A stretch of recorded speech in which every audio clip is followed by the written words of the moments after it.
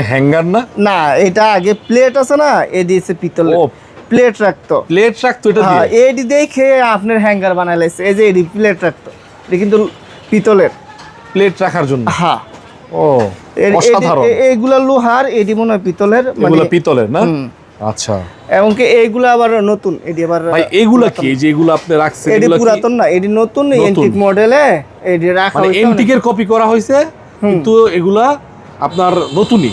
নতুন এডি এন্টিক এরকম ছিলই না।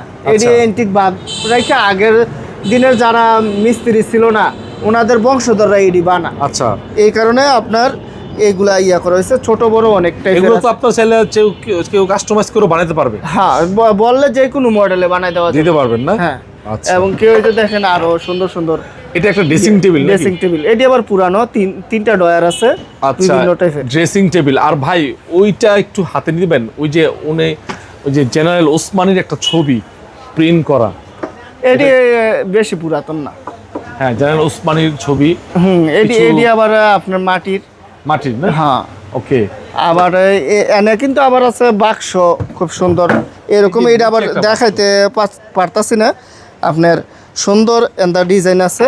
হ্যাঁ, এরকম সামনে দিয়ে, এটা আবার সামনে দিয়ে পার্ট আছে, মালের জন্য দেখাইতে পারলাম না। অনেক তো স্টক করা আছে আর কি।